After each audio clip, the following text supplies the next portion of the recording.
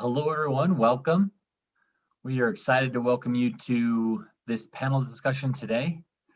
A lot of good information to talk about and a very important topic, so we're glad you can all join us. My name is Scott. I'm a board member on the Salt Lake Alumni Club board. We are very excited to welcome our panelists today. Bryn Whitchurch from the Office of Alumni Relations, Caitlin Thompson from U of U Health, and Jeanette Bott from the Utah Food Bank. Welcome. Let's start our day today with some brief introductions, and then we have some good questions to jump into. Would also welcome any questions from those listening live, if you want to add those to the YouTube feed as well. So, Bryn, let's start with you. Can you introduce yourself a little bit? Yeah, my name is Bryn Whitchurch. I am the Associate Director for Student and Volunteer Engagement in the Office of Alumni Relations. And part of my job is I have overseen the U Alumni Food Drive efforts for about the last 15 years. So got a lot of experience and a lot of fun memories from that. Excellent, thank you. Thanks for being here. Caitlin, let's go to you next. Yes, hello. I'm Caitlin Thompson. I work in the University of Utah Hospitals and Clinics Human Resources side. My job is the HR Operations and Employee Events Supervisor. I've chaired the Meals to Heal program for about 3 years now, but been a part of it for about the last 9 years. Wow. And a part of my job is being a liaison between the University of Utah Health and the food bank. So I get to work with the food bank and Jeanette quite often. I also sit on the board with the Utah Food Bank for about the last 3 years. That's awesome. Thank you. Thanks for being here. Appreciate it. Jeanette. Hi, I'm Jeanette Bott. I'm President and CEO of the Utah Food Bank. I have been on the staff since 2009, but I've been involved with this organization since 1993. So yes, that does make me very old. And yes, that does give me an extended period of time, but it's been such a pleasure to watch the relationship between the food bank and the university as the years have gone by. Wonderful, thank you. Again, thank you three for being here. Really nice to have you. The topic today is food insecurity. It's a really important topic and pertinent this time of year. So Jeanette, let me start with you. From the perspective of the Utah Food Bank, how are things? What have you seen this winter that may be different from years past? You know, I think that it just simply goes without saying, this is a year that like none of us have ever seen before. And I don't think it matters what sector you are in, you've been able to see an impact from any perspective you can imagine. For the Utah Food Bank, though, just a little history. This organization started in 1904. So we've been serving the state of Utah for a very long time. Utah Food Bank is an affiliate of Feeding America. So with that affiliation gives us the responsibility of the entire state of Utah. So we have services in all 29 counties. We partner with over 200 partner agencies who distribute food for us. We have direct service programs that take food directly to individuals in a variety of ways. But then we're also responsible for kind of being the middleman, if you will, between organizations, government, communities, churches. So we're put in a position where we're kind of working both ways, if you will. If you think back to March and April, when a lot of us were shopping and thought we needed to buy water and toilet paper, the rest of the state was kind of preparing with how do we then become the area that people come to when the store shelves are empty. They started to turn to pantries. Well, if the stores didn't have it, the pantries didn't either. So March and April was a time for us where we really had to see immediate change. You will remember that we were told during that time frame, no mass gatherings, no volunteers. So our volunteer help discontinued immediately. And then we had to find a way to social distance and to be able to do what we did safely. That meant reconfiguring pantries so that we could distribute food without interaction. And it became a real difficult time. 2019, we probably distributed 2 million pounds of food per month. Same time frame, 2019 or 2020, March and April time frame, we went to 6 million pounds a month. So the need was huge. The need was immediate. And it was really kind of a frightening scenario to have to be on the sidelines to watch. Have you seen a similar pattern through the rest of 2020, Jeanette? Has that need remained that high? It has indeed. We did see a little bit of relief, if you will, for lack of a better word, in December. But I think that's because it was holiday season and so many people and organizations and groups were all doing some sort of holiday giving. They all wanted to be part of the solution. So everyone was giving food through a variety of different ways. But now January is here, holidays are over, and all those projects have finished. So we're coming back up to the high numbers again. So it has been a constant. The great news is that we're in a geographic area that is so awesome because we have so many ways to collect food, distribution centers for groups like Walmart, Associated Food, the major grocery stores. Yeah. But we're also in a scenario where the culture here in Utah understands what it is to give and be compassionate. So we put the call out for help and people here rally. I have watched my peers across the country be very much less fortunate. And it's been sad to watch them have to struggle, but we're in a great spot, lots of product, food supply chain is strong. Now we just need to figure out some capacity building so we can help the partner agencies and pantries. Yep, that's wonderful. Thank you. Bryn, let me ask you next.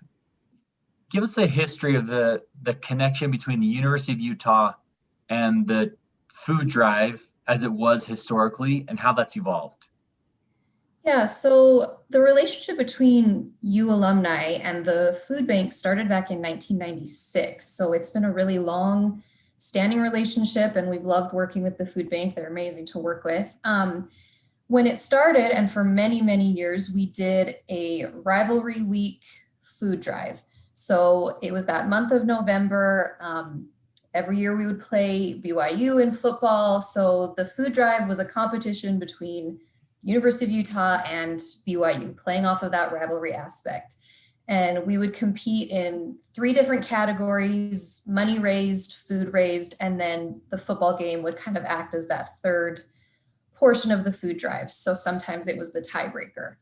And that was wonderful. It was amazing and people loved it. And unfortunately, once the University of Utah joined the Pac-12 and it changed kind of the dynamic of the rivalry in football, it also changed the dynamic with our food drive, and BYU decided to go their separate way. And so that left us kind of figuring out what we wanted to do. So that was back in 2012 when that happened. So we decided we wanted to keep moving forward with a food drive every year, see if we could continue doing it without BYU. And, it was good, but not like what we used to see when it was that rivalry. There's just something about, saying, will you donate to the food bank, and someone will give you like $5. But if you say, will you help us beat BYU, they give you 20.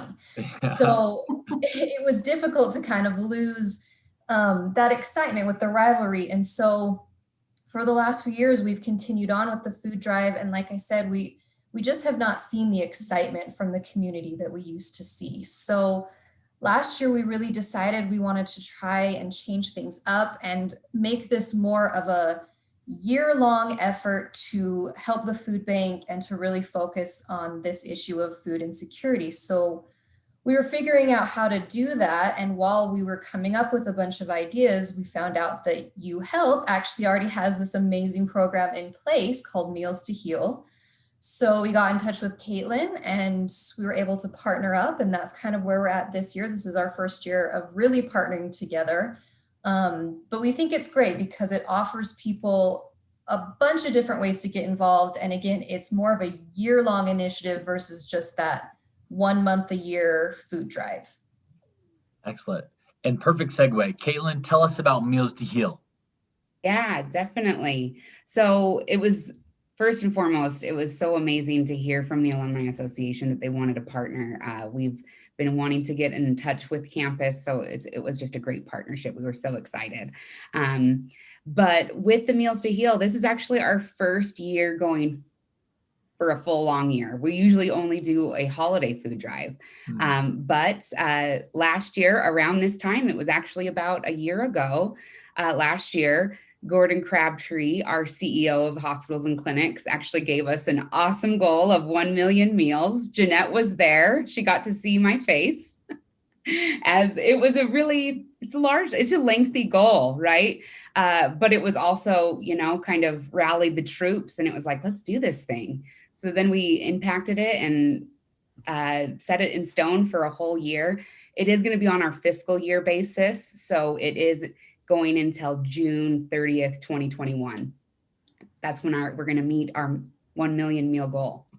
Okay. Let me stop or interject a question there. Tell us more about this goal of 1 million meals. What does that mean, and how does that apply to kind of what we're talking about in general food drives and things? Yes, so we have worked with the food bank in kind of our conversion methods. We say $1 equals 4 meals. So for every dollar, the food bank can actually stretch that into 4 meals, actual food donation. So that can be done virtually on our virtual food drive. Volunteering, as Jeanette mentioned, it is back, but in smaller increments, but we do have volunteer opportunities available for one 90-minute shift. That equals 163 meals. We also have mask sales. So buy a mask and feed a family. They're $9.75 plus tax. You can, now that masks are a part of our attire this past year, we are selling those masks that are University of Utah Health branded. And when you purchase one of those at our select locations, it includes a $5 donation, which equals 20 meals. I love it. What's the best place for anyone to learn more about Meals to Heal, Caitlin? Is there a website that has all information? Yes, alumni.utah.edu/Meals to Heal. It will give you all the detailed information of even more information of events to come. And it's updated monthly, as well as those volunteer shifts. Those are also updated monthly. So keep on going back every month and you'll have new stuff to read about. Awesome. So that's alumni.utah.edu/Meals to Heal. Okay. Awesome. Jeanette, can you share with us an experience, your favorite experience over the last year in seeing community members come together to tackle this large problem? I think the thing that has been so touching for me is everyone has really promoted concern for children. When the public school system was impacted and those schools had to change their processes, the kids were the ones that were impacted in ways other than just education. A lot of the children who come from lower income families participate in a free and reduced lunch and breakfast. So kids were getting 2 meals a day. And then at some of those locations, we were providing dinner. So the kids got 3 meals a day. All of a sudden, there was no school. So, our biggest challenge and our biggest concern was, how do we reach the kids? How do we make sure that families who are in need are getting resources? And I think the thing that really, from my perspective, is there wasn't one organization that we approached that said we need help to feed kids that didn't step up. We've worked through schools, through foundations, through school districts, through the school board. We found every single way we could to continue to distribute meals to kids. But I think the most frightening thing for any parent is, I might be working today, but all of a sudden COVID has closed the restaurant or the bar, whatever the company was I worked for. Tomorrow, I may not have a job. And those folks were really in a position where they've never had to ask for services before. Probably 40% of the people coming to us the last few months are first-time users of this event. So for us to be able to see people be concerned for children, for us to be able to see pantries be compassionate for helping those folks for the first time, and then being able to see that people trusted us enough to say, here's the money we can donate to you, use it as you see fit. Those allowed us to do the business we've had to do for the last 10 months. That's phenomenal. Now, if I myself or I know someone who is experiencing this for the first time, Jeanette, like you mentioned, what's the best way for them to get in touch with the appropriate resources to help with either temporary or long-term food insecurity? Well, the easiest thing for people to do, if you have access to a computer, you can go to utahfoodbank.org There's a tab on our front page that asks if you need help. If you do, you click that, and it gives you a list of all the pantries throughout the state. It gives you a calendar and a list with the date and time of mobile pantries that are happening in neighborhoods, so you can find the one closest to you. If you don't have access to a computer, you can call 211. That phone center is housed at United Way, and using your zip code, they can give you not only food and pantry opportunities, but any kind of services you might need, whether it's help with your rent or medical assistance or help with your heat. 211 can give you specifics that are right there close to you in your neighborhood.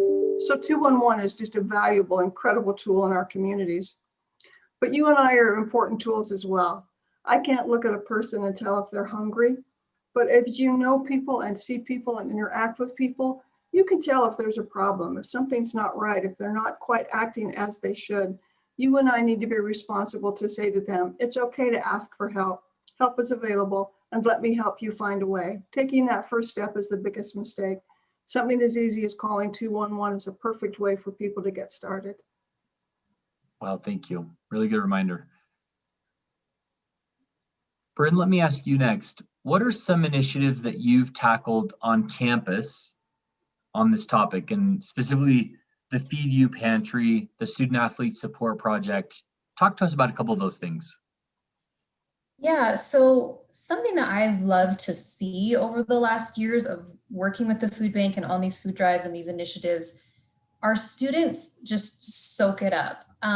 They love to learn about it, and it really does open their eyes to how many people are in need, and then it makes them want to help. And I love seeing that then they carry that through once they graduate from the University of Utah and, join the workforce or whatever they do, they take that along with them. And I've loved to see that just kind of be instilled in them, and then they want to help even far after they've left the University of Utah. But we try and work with a bunch of different student groups, Greek Row and LDSSA and all the different student groups to try and, again, get them involved. Scott, you mentioned the Feed You Pantry. We actually do have an on-campus pantry. It opened in 2014, and it's located in the Union building, in the basement of the Union.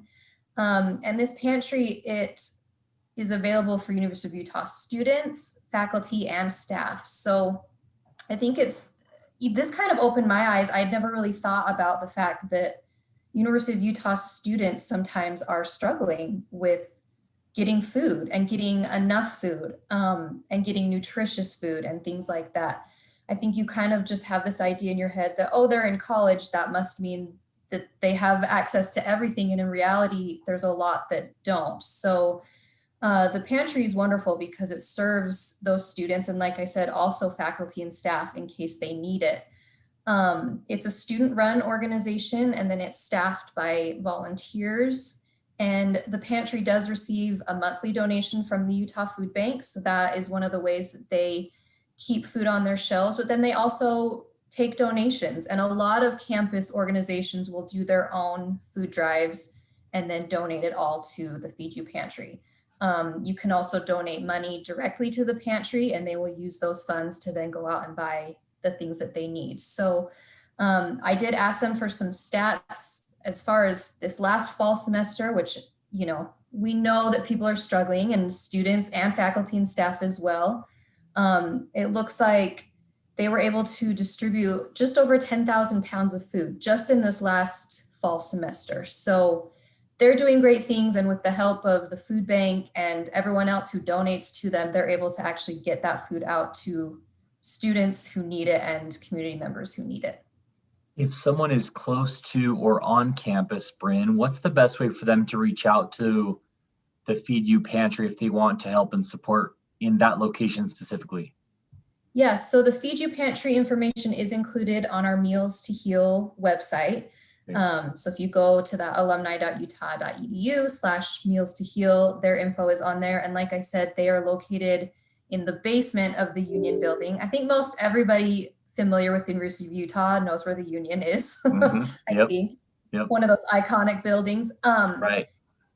The best thing I would say is to either go to their website and get their contact info there, because their hours have been limited, especially with campus kind of all being virtual this year. They have not been open as many hours as I think they expected to. So I would suggest going to that website and then clicking on the Feed You Pantry info, and that'll get you all the details that you need. Perfect. That sounds good. Caitlin, I understand there are clinic pantries through the U of U Health. Tell us about those. Yeah, so we actually, with the whole pandemic, right, there was a need, and it was actually coming from our employees. To Jeanette's point, you know, we don't see hunger. We also think, hey, we have a great job, so our coworkers aren't in need either, right? But there can be. We don't know. They could be, when we were in person, it could be the person that you're sharing the elevator with or walking in the hall with, right? So we did hear the need, and so we went ahead and implemented a employee-based food pantry at the Redwood Health Center. Redwood Health Center, for those of you who don't know where that's located, it's on 1525 West, 2100 South. We are actually feeding over 40 employees now at that specific location, and that's thanks to the food bank being able to be partners and really help our employees. You know, we also implemented South Main Clinic food pantry. For the South Main Clinic, that's on 3690 South Main Street in South Salt Lake. With this pantry, it's a little bit different. We're feeding patients as well as employees. But really the patient is in need here. And so with that, we're feeding well over 50 patient families and a handful of employees there are resourcing those services. So it's really great. And we are thinking that we're going to probably be implementing these kind of clinic pantries in more of our clinics as the need progresses. Awesome. Thank you. So we have some really good questions coming in, but my final question for our panelists before we go there to the questions for you, Caitlin, is tell us your favorite experience from the year 2020. What touched you? What has been inspiring to you in seeing people come together to tackle the topic of food insecurity? Wow, it's a loaded question. There's been a lot of heartfelt, really good stories that I've seen. Specifically, departments has been amazing. There's a variety of departments throughout campus that actually came together. Instead of having holiday gifts, they actually donated straight to the food bank, which was amazing. I mean, it was thousands of dollars that was given. That was really heartfelt.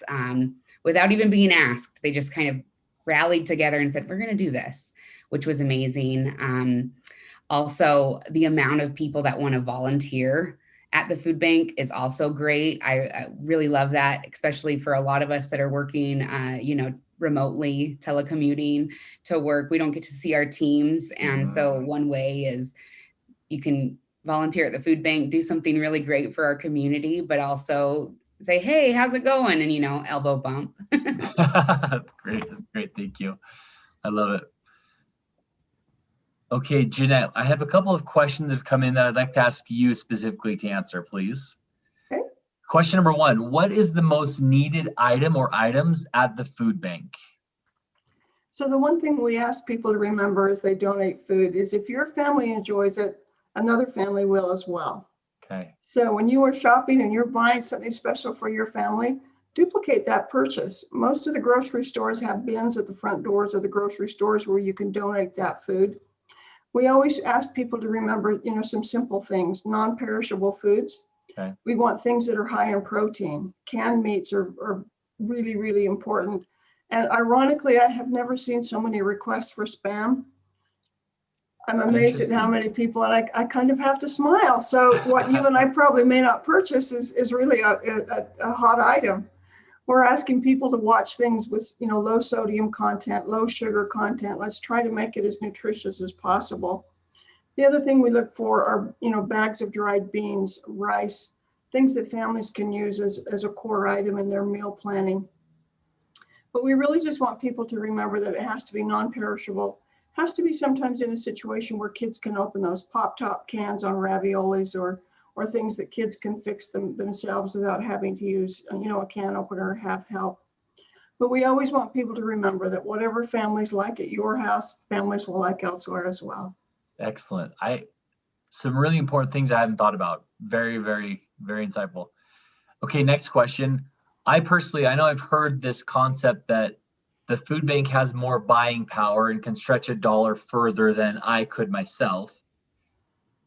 Would you say, Jeanette, that it's actually better to just share a financial donation with the food bank to allow that to go further? How do you respond to that? Is money a better donation? So a couple of things we need to remember. If you have an opportunity where you have kids at home and you want to teach them a valuable lesson, it's absolutely imperative you take them to the grocery store, you let them do some shopping, you let them understand the process, see who they're helping. Kids need to learn. So there's going to be some times when that has to be first and foremost. But from a business perspective, cash probably is a better way to go, only because I can buy tuna at a different price than you can, because I buy on such high volumes. We go directly to manufacturers. So the pricing that comes to us is very different than what you would see in a grocery store. So we take $1 that comes to us and we turn it into $8.03 worth of goods and services. That's due to our buying power. It's due to some of those manufacturers donate that product to us. But the cash also gives us the opportunity to look at the inventory and see what we might need. Can we fill gaps of things that have been popular that we need to restock? But I can have all the green beans in the world, but if I don't have the money to get those moved from here to San Juan County, the food does us no good. So we need to have some help with operating costs. So the dollars that come to us not only help with product and procurement of food, but it also allows us to do the service we have to do for the citizens within the state of Utah. So really, cash is your best bet. I like it. Thank you. Okay, next question. And I'll turn again to you, Jeanette. You mentioned the peers you've talked to across the country. What are some long-term impacts of COVID-19 you're seeing on food insecurity in Utah specifically and or across the country? And are there any kind of specific plans to recover or bounce back from that? Well, I think the thing that we all are seeing in food banks, regardless of where we're at, is the immediate impact that the COVID brought to us. It was like within a couple of weeks, our world had changed dramatically. As we talked about first-time users and people who were in great need of services, what we haven't talked about is their ability to recover. The ripple effects economically from COVID are going to be staggering. If you think about rent or car transportation, if you don't have a job, you can't pay the rent, your car could be repossessed, your insurance is going to lapse. These families they need time to recoup. From the Utah Food Bank's perspective, we need to be prepared and we need to be sustainable. And we need to look at a 12 to 18 month window of time that we're prepared to maintain these horrific levels of food that we're distributing. So right now, our most important plan is a business plan that allows us to be ready for that. And that business plan has to be able to be sure that pantries who are receiving food from us to distribute have capacity to take additional product. What do they need? Do they have fridge space? Do they have freezers? Do they need more shelving? Do they need money to be able to be open 1 or 2 more days a week?